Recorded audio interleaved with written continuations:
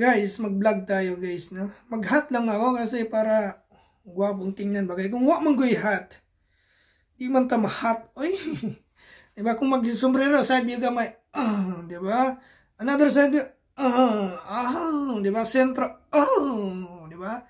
Hat-hat tayo gamay. So, mga na siya. So, nag-vlog lang dahil ko guys. Namoy controversial karon ba nga.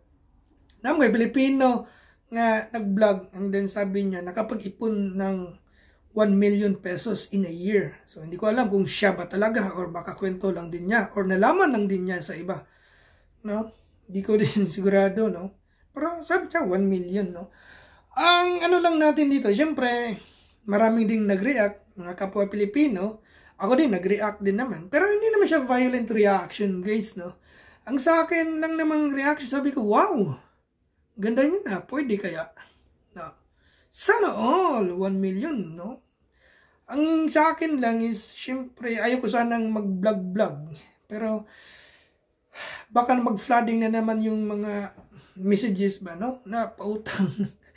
So, magbigay lang tayo ng liwanag sa mga kapwa nating Pilipino, no? Kasi baka isipin ng kapwa nating Pilipino na punta kami ng New Zealand kasi makapag-ipon tayo ng 1 million, no? Within a year, milyonaryo ka na. Linawin lang natin, no?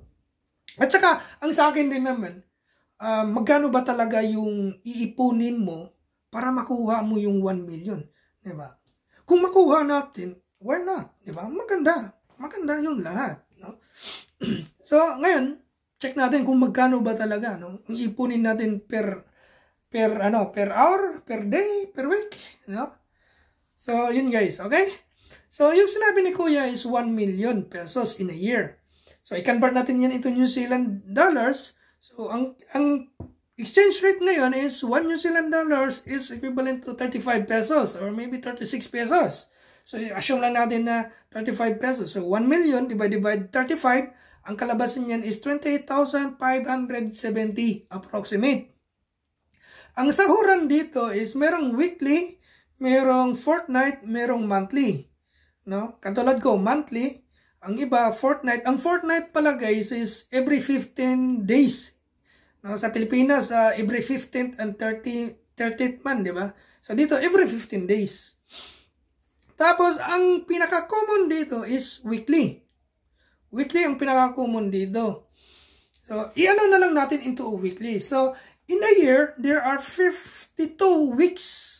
No? In a year, 52 weeks. So, yung 28,570, i-divide natin into 52. Ang kalabasan niyan is approximately 549. Sabihin na natin 550, 549, no? So, yan yung iipunin mo per week, 549. Now, ngayon dito guys, sa New Zealand kasi, ang normal working days dito sa New Zealand is Monday to Friday. And then, dahil nga pinopromote nila yung work-life balance, kailangan mo lang magtrabaho ng 8 hours a day. So, in a week, you have 40 hours per week. So 549, divide mo 40, ang kalabasan niyan is $13.7. Yan yung iipunin mo, guys. No? Yan yung iipunin mo. 13.7. Pero, kung mahaba naman yung weekly hours mo, mas mababa, di ba? So, dyan lang muna tayo, mag-stick na lang muna tayo sa 13.7 per hour, no? Na ipunin mo. Ngayon, kaya ba o hindi? No? Kaya ba o hindi? Okay? Ang nasasabi ko parang, hindi siya kaya, no? Kasi ang median wage po dito sa New Zealand is around $30 per hour. No? $30 per hour. So kung titingnan po natin, yung iipunin mo 13.7 versus sa 30 na median wage, it's almost 50%. So 50% ang iipunin mo sa sahod mo. Di ba? So which is masakit.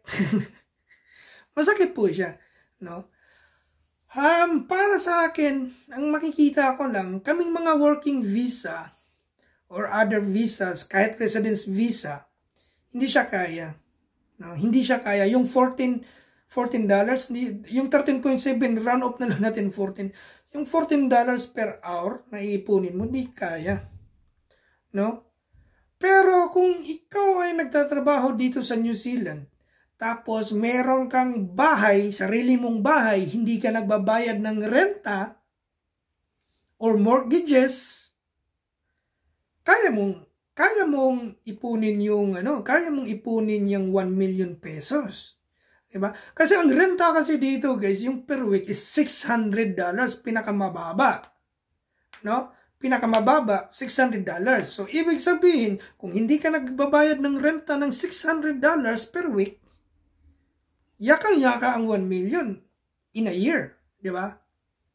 So, pwede siya. But, still, magdidepende sa sitwasyon ng tao. So, kaya kayo, kung alam nyo na working visa yung mga relatives nyo dito sa New Zealand, basta residence visa, tanungin nyo muna kung meron ba silang binabayarang bahay. Kasi kapag may binabayarang bahay, no? Hirap po yan. Kasi ako nga, guys, nung ako lang dito mag-isa, yung isang latang sardinas, no? Isang latang sardinas. Diba, karamihan dyan, 4 ang laman. 4 meals ko din yan kakainin. Para makapag-ipon lang, para makapagtipid. Minsan, itlog nga lang, no? Itlog rice, ganun lang. Sabi pa nung isang kasama ko, brother, what did you eat? Kasi, yung groceries ko per week is only $50 to $60. No? Sabi niya, what did you eat? No? What did you eat, brother? I said, rice. Rice. No?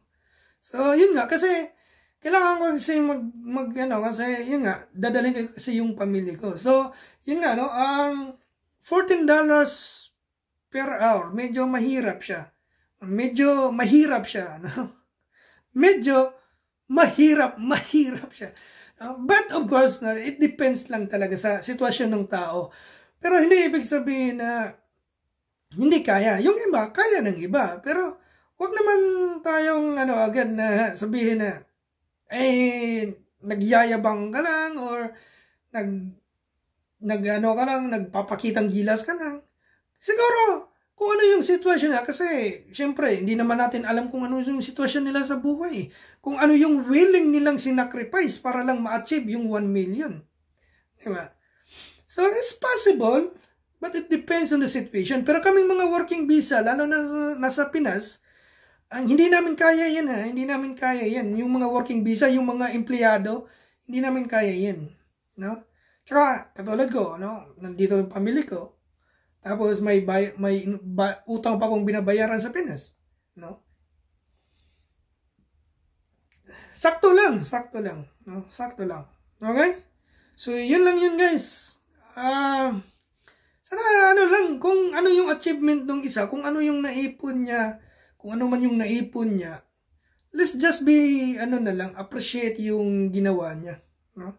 Kasi at least, nagawa niya, no? Nagawa niya. It's good for his family, it's good for, sa mga relatives niya siguro, no? It's good for him, no? We will just say na hoping that, sana healthy lang din siya. Basta yung health niya, hindi lang niya sinacrifice, no? Just to achieve na yung pag-iipon. No? Kasi, anuhin mo naman yung 1 million, tapos may sakit ka naman, di ba? So, yun lang yun, guys. Let's just, wishing him the best, no? Yun lang, guys. Yeah. See you around. Ano bang iba-vlog natin next? Hirap mag-vlogger, pre. Hirap maghanap ng pera.